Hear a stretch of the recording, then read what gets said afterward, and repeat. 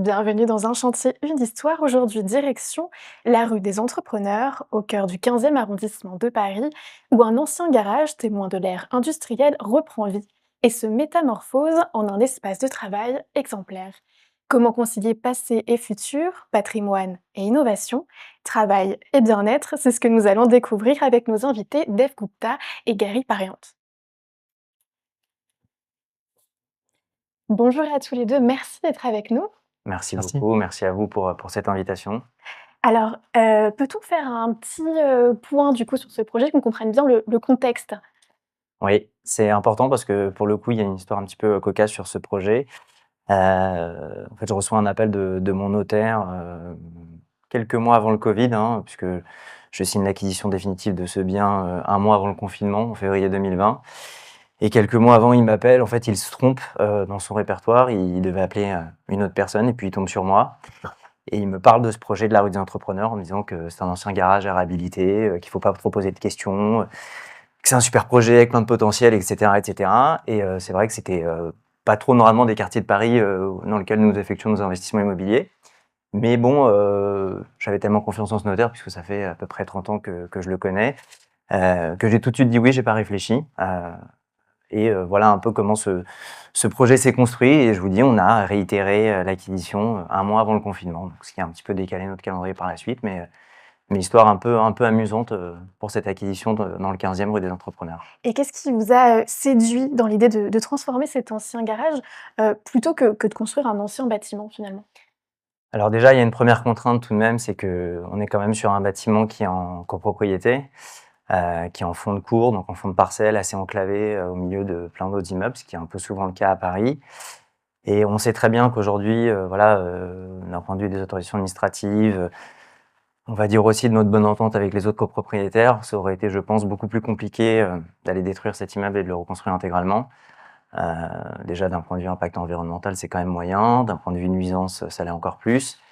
Et on trouvait ça beaucoup plus challenging avec Dev, d'aller se creuser la tête et de savoir comment on allait pouvoir réhabiliter cet ancien garage qui avait toutes les spécificités d'un garage, en plutôt un lieu de vie de travail et essayer de lui redonner en fait le potentiel qu'on avait, que Dave a imaginé pour le coup. Faut lui rendre son travail et c'est ce pourquoi on s'est vraiment orienté vers une réhabilitation lourde, certes, mais dans un garage, vous avez quand même on va dire des choses qui peuvent être très intéressantes si on traite d'un point de vue très loft, très brut, Plein très de minéral. possibilités, Il y a plein, plein de oui, possibilités. on ouvre plein de possibilités parce que du coup, tu as très peu de contraintes porteuses. Mmh. Et donc, du coup, c'est vrai que ça nous a permis, surtout à Dev, d'exprimer librement sa créativité, Mmh. chose qu'il a remarquablement fait sur ce projet d'ailleurs. Et justement Dave, vous parlez de redécouper le bâtiment. Au-delà de l'esthétique, quels étaient les principaux défis, techniques de cette redécoupe? Bah, donc comme dit Gary, c'est vrai que je pense qu'il a des coups de cœur sur des bâtiments existants et c'est là qu'il voit du potentiel. Donc c'était vraiment tout l'objet de le transformer avec ses propres caractéristiques. C'est un bâtiment en béton, du début du siècle avec, des calculs de ferraillage qui sont un peu faibles, qui ont été d'ailleurs assez surprenants. Parce qu'en fait, on s'est rendu compte que d'une façon assez contre-intuitive, les dalles n'étaient pas si solides que ça et c'était calculé pour des voitures, et finalement on peut pas non plus empiler les voitures sur des surfaces de parking, donc en fait elles offraient des résistances assez faibles. Mmh. Donc on a dû vraiment faire des calculs, d'orfèvre, de travail de redécoupe, de calcul de conservation des poutraisons avec le bureau d'études, pour, réussir finalement à trouver des sources de vue et de lumière. Quand on est arrivé, en fait, c'était un parallélépipède, un sandwich de dalles en béton avec une seule façade qui était à proximité de la façade des copropriétaires, donc un immeuble d'habitation. Et donc, il a fallu retrouver des échappées visuelles, retrouver des entrées de lumière dans cet univers très contraint. Donc tout le jeu a été de, finalement, réussir à s'insérer dans la structure existante pour être le plus conservateur possible, avoir le moins d'impact possible. Donc on a réussi à découper entre les trames constructives des patios et les rythmer pour que finalement tout le local puisse bénéficier de lumière naturelle et qu'on puisse aussi respecter les gabarits et les prospects qui sont imposés par le PLU Et donc ça a été tout un dialogue avec à la fois l'architecte des bâtiments de France, mais aussi avec les services d'urbanisme pour voilà, réussir à redécouper ces volumes et trouver un nouvel usage à ce garage. Donc comme vous venez de le dire, pardon, ouais, ce projet s'inscrit donc dans une démarche, responsable. Pouvez-vous nous donner, Gary, un exemple concret des choix faits en amont, qui ont guidé cette ambition? Oui, alors on sait maintenant que c'est devenu très important pour des propriétaires immobiliers d'essayer d'apporter une touche un peu environnementale. De toute façon, c'est quasi maintenant obligatoire dans le cadre de nos permis de construire, de l'autorisation administrative. Il y a de plus en plus de demandes qui sont liées à cette norme, et c'est normal d'ailleurs, il faut le préciser. Et puis surtout, voilà, on a quand même des avancées technologiques assez incroyables, donc ce qui permet de rendre des bâtiments quand même beaucoup moins énergivores. La première chose qu'on a faite, c'est que on a quand même dû isoler les façades depuis l'extérieur et également assurer aussi un confort thermique à l'intérieur. Donc ça, c'est un des premiers exemples qu'on a mis en œuvre pour ce projet. Donc à ce niveau-là, on aurait pu tout à fait, comment dire, aller décrocher un label environnemental sur cet immeuble. On ne l'a pas fait, on le fait sur d'autres opérations. Sur la rue des entrepreneurs, on ne l'a pas fait. Mais on est intimement convaincu et persuadé qu'il aurait, en fait, il bénéficie de tous les critères pour y recourir. On sait par contre que lorsqu'on fait une réhabilitation aussi importante, on sait qu'on a sécurisé ce bâtiment pour les décennies à venir. Et ça, c'est un peu selon moi, la chose la plus importante. Et puis quand même une autre démarche environnementale qu'on a effectuée dans cet immeuble, alors c'est un peu plus indirect. Faut pas oublier que c'était un atelier de réparation, donc on avait quand même des voitures qui transitaient par le porche de l'immeuble, au milieu d'immeubles d'habitation, avec des enfants, une rampe de parking qui était en plein milieu de la cour. Oui, parce que c'est un quartier très familial, très, C'est un vivant. quartier très familial, on est vraiment sur un immeuble des plus mixtes avec Ouais. des pieds d'immeubles de commerce, un restaurateur, des boutiques, donc on est sur un environnement qui s'apparentait pas du tout à un atelier de réparation automobile. Et pour le coup, c'est vrai que lorsqu'on a voilà, discuté, travaillé avec la copropriété, parce qu'en réalité, on est obligé de travailler avec eux pour mener à bien ce projet. La promesse qu'on leur a faite, c'était quoi qu'il arrive, on allait bénéficier d'un environnement qui était beaucoup plus favorable pour tout le monde. Et la réalité, c'est qu'au lieu de cette rampe de parking, maintenant ils ont quand même un jardin. Au lieu d'un toit où il se passait pas grand-chose, on a végétalisé notre toit, donc ils ont des vues directes sur de la verdure, des petits oiseaux qui sont revenus faire cuicui le matin, et c'est pas moi qui le dis, c'est la plupart des copropriétaires de l'immeuble qui nous félicitent et qui nous remercient de l'avoir fait. Donc pour toutes ces raisons, d'un point de vue ne serait-ce que de la nuisance sonore et même d'un aspect visuel, je pense qu'on a fait un petit peu mieux qu'avant, c'est une certitude. Oui. Et comment avez-vous, assuré du coup l'équilibre entre le caractère, industriel, du bâtiment, du garage et la modernité?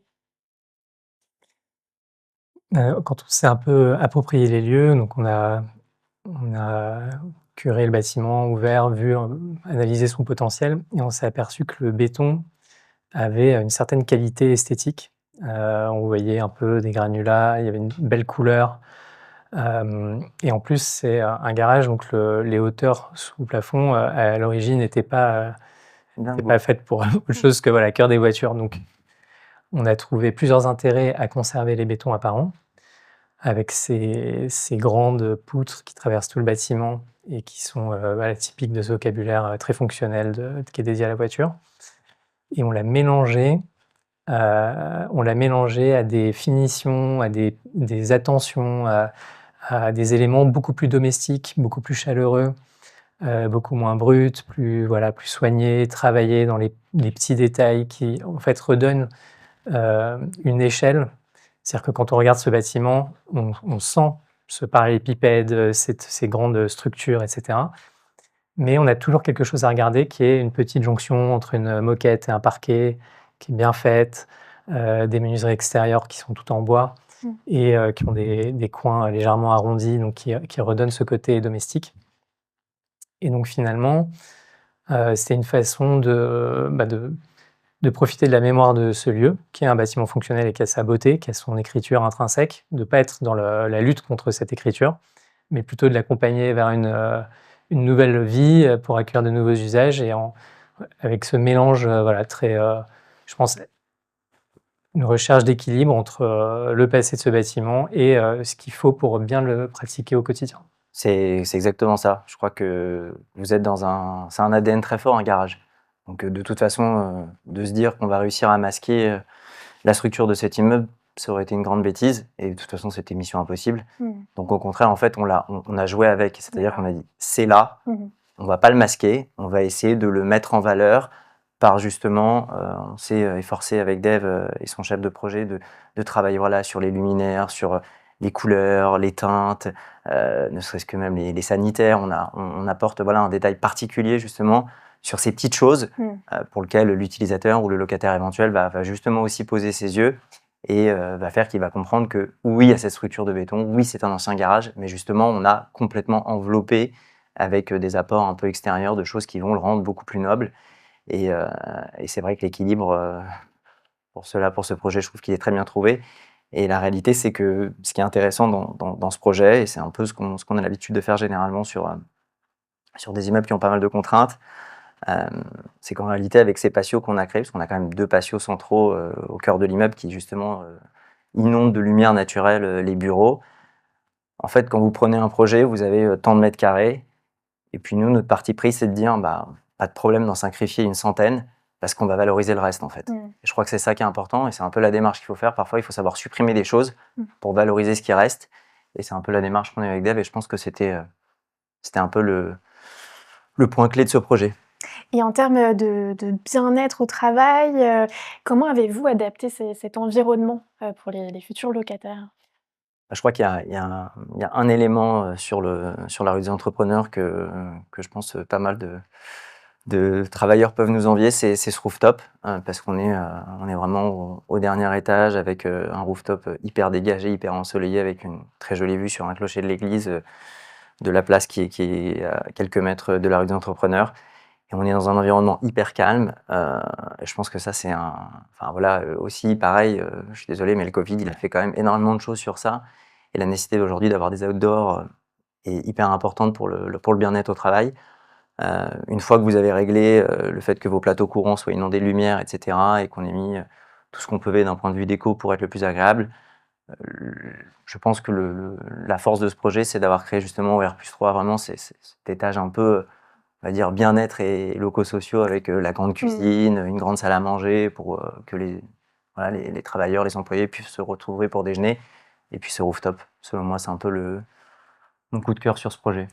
Bah, en fait, au tout début du projet, on s'était dit: «Ah, ça pourrait être une sorte de place de village», parce qu'on voit le clocher qui dépasse. Ah oui. On a plein de petites formes, très urbaines, mais assez harmonieuses, en tout cas sous certains angles. Donc avec la végétation, on s'est tenu à créer des masques à certains endroits pour travailler cette sensation d'une petite place tranquille, où c'est agréable de se réunir entre collaborateurs, de déjeuner, et cetera. Et le bâtiment peut accueillir jusqu'à combien de collaborateurs au total? Une centaine. Une centaine? D'accord. Et d'ailleurs, l'inauguration aura lieu, demain, c'est bien Aura ça? lieu demain, exactement. On a hâte de pouvoir montrer notre belle réalisation voilà, à tous les partenaires qui nous suivent, notamment aux entreprises aussi. Parce que c'est important, je trouve, après tant d'années de tensions, de stress, de problèmes rencontrés, de choses à gérer, à arbitrer. Bah voilà, c'est un peu notre remerciement aussi à toutes ces personnes qui ont travaillé avec nous, qui ont cru en nous. Et voilà, c'est un peu sa naissance demain, cet immeuble. Voilà. Et le rooftop, donc c'est vraiment l'élément, qui incarne pour vous, si je comprends bien au mieux le projet, cette transformation de l'existant? Moi, je dis toujours que lorsque je réalise des projets, que ce soit de bureau ou résidentiel, j'essaie toujours de me dire que je le ferais comme si c'était pour chez moi, ou comme si ça allait être mes bureaux dans lesquels je m'y sentirais bien pour travailler. Et honnêtement, moi, je m'y sentirais bien dans cet immeuble. Et je répète, oui, pour moi, le rooftop, c'est un peu le coup de cœur, quoi. C'est un peu cet endroit incroyable, et c'est vraiment un truc assez vaste, et vous avez l'impression d'être hyper protégé, vous êtes entouré de verdure. Il y a cette façade qu'on a intégralement habillée d'une pierre de Bourgogne qui lui donne un caractère hyper noble, ce qui n'était vraiment pas le cas avant que ce soit un garage. Et en fait, je trouve qu'on a rendu ce garage classe, en fait. C'est devenu quelque chose d'assez beau esthétiquement, alors que lorsqu'on l'a récupéré, c'était pas le cas. Pour vous aussi, Dave, ça serait cet élément-là ou il y a un autre point, qui vous a plus marqué dans Non, peut-être d'une manière plus générale, je trouve que dans la démarche de Gary Pariante, il y a quelque chose qui est assez appréciable en tant qu'architecte, c'est qu'il repère un lieu et ensuite il faut faire le mieux possible avec ce lieu. Donc on n'a pas encore les contraintes qui pourraient être apportées par un preneur, un futur usager. Donc à la fois, on a peu d'éléments pour concevoir le lieu et en même temps, on a une grande liberté, donc on va laisser le lieu parler à son maximum, parce qu'on ne sait pas qui va l'occuper. Et donc les points forts de ces lieux, c'est finalement, c'est ça, c'est des choses qui résonnent pour nous. On se dit, bon bah voilà, je serai là, effectivement, cet espace extérieur, ça va être le centre de, voilà, des relations humaines dans ce futur bâtiment, c'est là que ça va se passer. Ça aurait été sur un autre site, évidemment, autre chose. Je pense qu'il n'y a pas d'a priori sur ce qui doit faire vraiment le cœur battant d'un immeuble de bureau. Ça dépend complètement de la configuration des lieux. Et là, oui, je rejoins Gary, c'est vraiment cette place du village Oui. surélevée. Merci beaucoup à tous les 2 Merci à vous. d'avoir été avec nous. Merci beaucoup. Merci. Ce projet Rue des Entrepreneurs nous a montré de manière éloquente comment il est possible de réconcilier patrimoine industriel et modernité, tout en plaçant le bien-être au travail et l'exemplarité environnementale au cœur de la conception. Nous espérons que cette immersion vous a inspiré. Merci de nous avoir suivis. Nous nous retrouvons très bientôt pour une nouvelle émission d'Une histoire, un chantier. À très vite.